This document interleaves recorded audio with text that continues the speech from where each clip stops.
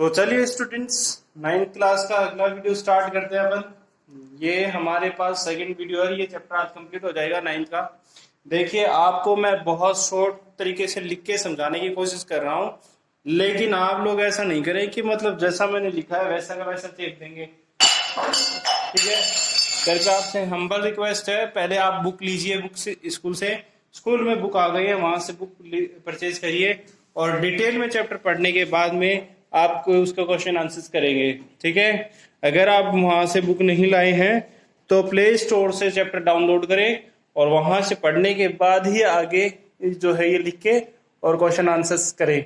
ठीक है, कहीं आप देखेंगे इतना सा लिखा हुआ सर ने तो वैसा का वैसा लिख लिया और काम हो गया, ऐसा कुछ नहीं करना है।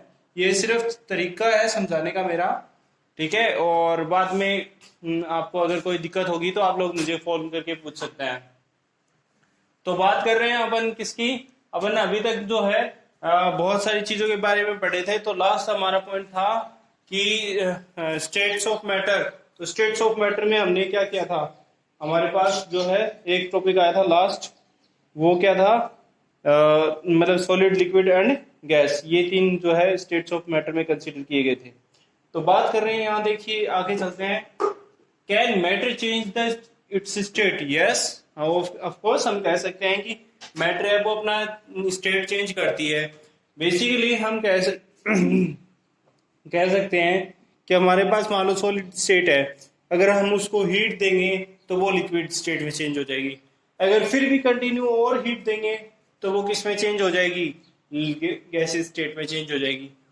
और अगर वापस से अगर गैसेस स्टेट को हम कूल करेंगे तो वो किस में हो जाएगी, लिक्विड में, और लिक्विड से फिर से किस में आ जाएगी, गैस में, सॉरी सॉलिड में। तो आप देखिए यहाँ मैं लिख रहा हूँ, आपको पता चलेगा। तो देखिए जैसा कि मैं आपके सामने लिखा है कि देखिए यहाँ सॉलिड, लिक्विड एंड गैस।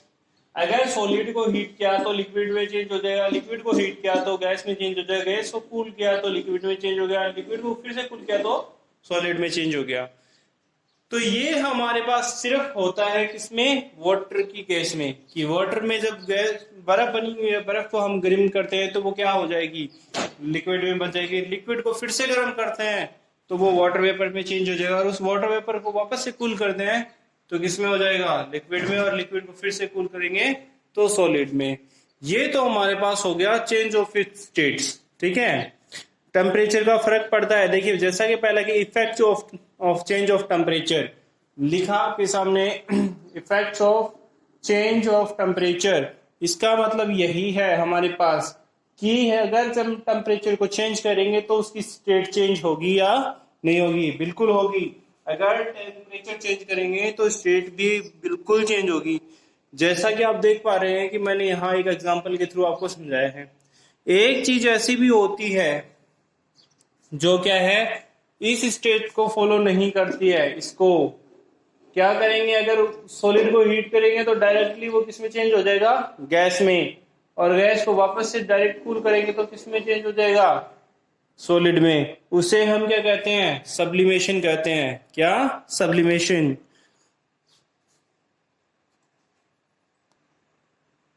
देखिए सब्लिमेशन में भी एक जो effect of change of temperature होता है, इसमें देख पा रहे हैं आप कि भाई हमारे पास क्या होगा, सॉलिड होगा और उसको हीट करेंगे तो किसमें चल जाएगा, गैस में, और गैस को फिर से कूल करेंगे तो किसमें हो जाएगा, सॉलिड में। ऐसा किसकी किसके कंडीशन में होता है, देखो अमोनियम क्लोराइड है, कपूर है, या नेफ्थलीन है, उसके ऐसे कंडीशन में ऐसा होता है।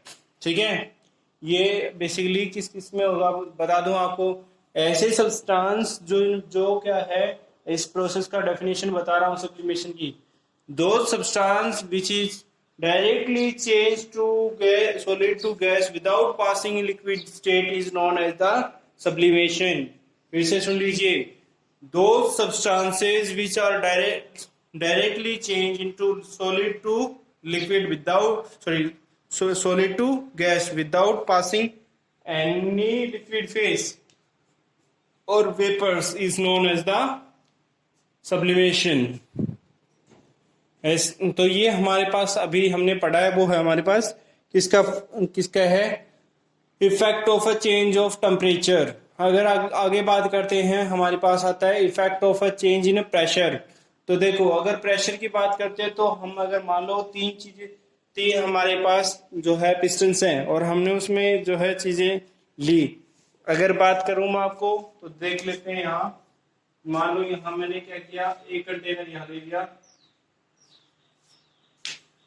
हमारे पास बेसिकली 3 कंटेनर है, मान लीजिए हमने 3 कंटेनर लिए और उन 3 कंटेनरों की मदद से हमें समझना है, एक कंटेनर यहाँ है, एक कंटेनर यहाँ है,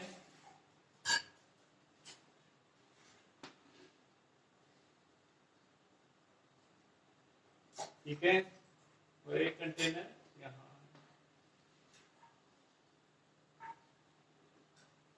है। ओके, तो देख, एक हम मान लो हमने इसमें पिस्टन लगा रखा है, ये मान लो पिस्टन है, ऐसे इसमें भी पिस्टन है।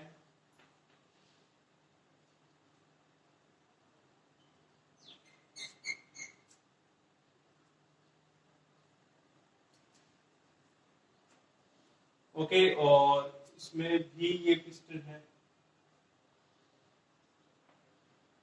मान लो इसमें सॉलिड है, ये सॉलिड है, तो ये क्या है, प्रेस नहीं होगा।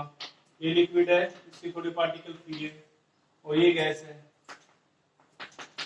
तो क्या होगा, हम देख पा रहे हैं यहाँ से प्रेशर का इफेक्ट कि मतलब सॉलिड है उसके ऊपर तो पिस्टन बिल्कुल भी नहीं दबेगा, ठीक है। और अगर हम बात करेंगे किसकी, अगर हम बात करेंगे लिक्विड की, तो क्या है, वो थोड़ा सा दब पाएगा। लेकिन अगर गैस वाले की बात करेंगे, ठीक है, तो वो ज्यादा से ज्यादा प्रेस हो पाएगा। तो हम अगर मान लो सॉलिड को तो चेंज नहीं कर सकते प्रेशर अप्लाई करके, ठीक है, लेकिन लिक्विड को थोड़ा चेंज कर सकते हैं। सॉलिड में चेंज कर देंगे प्रेस करके, प्रेस करेंगे और टेम्परेचर लो करेंगे तो वो किस में चेंज हो जाएगा, सॉलिड में। ऐसे ही गैस है, उसका भी वेरी लो टेम्परेचर रखेंगे, हाई प्रेशर रखेंगे तो उसको भी इसमें चेंज किया जा सकता है, सॉलिड में चेंज किया जा सकता है। यानी उसके बीच का स्पेस है वो कम हो जाएगा और हम उसको सॉलिड में चेंज कर देंगे। चलिए, तो हमारे पास ये हुआ effect of change of pressure और effect of change in temperature. तो दो चीजें मैंने आप लोगों को बता दी हैं। अब आ जाता है वेपराइजेशन, इवेपोरेशन लिखा हुआ है। इवेपोरेशन क्या होता है, एक मोल सब्सटेंस को रिक्वायर मतलब बॉइल करने के लिए रिक्वायर्ड जो हीट होती है, उस रिक्वायर्ड हीट को हम एक मोल, सुनिए ध्यान से, 1 mole of a substance is heated with the required heat and it is change in the vapor phase is known as मतलब जो हीट है वो तो क्या कहलाएगा, वेपराइजेशन पॉइंट कहलाएगा, और जो प्रोसेस है वो वेपराइजेशन कहलाएगी, है ना। मतलब एक मोल सब्सटेंस हमारे पास, उसको हमने क्या किया, हीट किया, और उस दौरान हमें कोई कितनी हीट चाहिएगी और वो वेपर में चेंज हो जाएगा। इस सारी प्रोसेस को हम क्या कहेंगे, वेपराइजेशन। फिर से समझते हैं, if 1 mole of solution is heated to required heat, मतलब कोई भी एक मोल सॉल्यूशन है उसको हीट करेंगे और उस टाइम जो रिक्वायर्ड हीट होगी तो वो क्या कहलाएगा, वेपराइजेशन पॉइंट कहलाएगा। अगर वो सॉल्यूशन है वो वेपर में चेंज हो गया तब तो उसे क्या कहेंगे, vaporisation point of the substance. और इस प्रोसेस को कहेंगे वेपराइजेशन, किसके, वो वेपर में चेंज हो गया। अब इसके फैक्टर्स ऑफ अफेक्टिंग कह सकते हैं। देखो, factors affecting of vaporisation, factors affecting vaporisation में हम क्या समझ सकते हैं, देखो टेम्परेचर है, प्रेशर है, वो सब बात कर सकते हैं। अगर मान लो वेपराइजेशन की बात करते हैं तो अगर बहुत ज़्यादा जो है कूलिंग ज़्यादा है, टेम्परेचर लो है, तो वेपराइजेशन बहुत मुश्किल होता है, ठीक है। मान लो सर्दी में है, -10 डिग्री सेल्सियस टेम्परेचर है, तो अपने पास किसी चीज़ को गर्म करना बहुत ज़्यादा हीट रिक्वायर्ड करेगा, ठीक है। लेकिन हॉट टेम्परेचर में क्या करेगा, कम हीट रिक्वायर्ड होगी, ठीक है। ऐसे ही तो और क्या कर सकते हैं, प्रेशर की बात करते हैं। अगर मान लो हम प्रेशर की बात करें, हाई प्रेशर है, तो वहाँ पे वेपराइजेशन बहुत मुश्किल होता है, दिक्कत होती है वेपराइजेशन में भी, ठीक है। तो ये हमारे पास वेपर, टेम्परेचर और प्रेशर दोनों रोल प्ले करते हैं वेपराइजेशन में। कि हमारे पास अगर वेपराइजेशन की बात कर रहे हैं तो अगर टेम्परेचर वेरी लो है तो वेपराइजेशन में रिक्वायर्ड हीट है वो बहुत ज़्यादा होगी, टेम्परेचर हाई है तो रिक्वायर्ड हीट है वो लेस होगी। अब अगर प्रेशर हाई है तब भी रिक्वायर्ड हीट ज़्यादा होगी, और टेम्परेचर लो है तो रिक्वायर्ड हीट लेस होगी। ठीक है, ये सारी बातें मैंने आपको बताई हैं। अब हम आगे देखते हैं, आगे हमारे पास आता है हाँ, how does vaporisation cause cooling. मतलब वेपराइजेशन है वो कूलिंग को कैसे वेपराइजेशन में कूलिंग क्या रोल प्ले करता है। तो देखो कूलिंग की बात कर रहे हैं अपन, तो देखें यहाँ की वेपराइजेशन, अगर कोई चीज़ है वो कूल हो रही है यानी टेम्परेचर बहुत ज़्यादा लो है, तो हमारे पास क्या कहेंगे हम कि हमें जो हीट रिक्वायर्ड है या उसको कोई भी सब्सटेंस को वेपराइज करना है तो वो थोड़ा हमें उस टाइम में हीट बहुत ज़्यादा रिक्वायर्ड होगी। छोटा सा एग्जांपल हम समझते हैं अपने घर का ही, अगर मान लो सर्दियों में हमें गर्म पानी करना होता है तो हम बहुत सारी लकड़ियाँ जलाते हैं तब जाकर के पानी गर्म होता है। जबकि अगर हम बात करें गर्मियों का, तो गर्मियों में अगर हमें गर्म पानी करना होता है तो थोड़ा सा ही, थोड़ी सी लकड़ी जलाने पर ही बहुत ज़्यादा गर्म पानी हो जाएगा। क्यों? क्योंकि टेम्परेचर है वो बहुत ज़्यादा गर्म होता है गर्मियों में, इसीलिए क्या है ऑलरेडी जो मॉलिक्यूल्स हैं वाटर के वो हीट अब्जॉर्ब कर लेते हैं एटमॉस्फेयर से और जल्दी से गर्म हो जाते हैं, पानी गर्म हो जाता है। लेकिन अगर हम सर्दियों की बात करें तो एटमॉस्फेयर वो बहुत ज़्यादा लो होता है, टेम्परेचर बहुत ज़्यादा लो होता है, और आसपास की मतलब जब हम उसको हीट देते हैं तो वो जो हीट हमारी है वो आसपास में डिस्ट्रीब्यूट हो जाती है और धीरे धीरे वाटर मॉलिक्यूल्स को मिलना स्टार्ट होती है। तो ऐसे ही क्या होता है, ये इफेक्ट करते हैं वेपराइजेशन को। ठीक है, तो बेटा मेरी तरफ से अपना चैप्टर नंबर 1 कंप्लीट हो गया है। आप लोगों को अगर कोई डाउट होता है या कुछ समझ में नहीं आया है तो आप मुझे फ़ोन करके पूछ सकते हैं, व्हाट्सएप करके पूछ सकते हैं, लेकिन ऐसा नहीं करें कि ये मैंने जो चीज़ लिखी हुई है वैसा का वैसा ही आप लिख देंगे, ऐसा नहीं करना है। आप अपनी स्कूल से बुक लेंगे, बुक आ गई हैं, और वहाँ से बुक लेने के बाद में उसको चैप्टर को पढ़ेंगे, साथ साथ में वीडियो देखते रहिए और चैप्टर पढ़िए, और आपको जो चीज़ नहीं समझ में आए मुझे फ़ोन करके पूछ सकते हैं।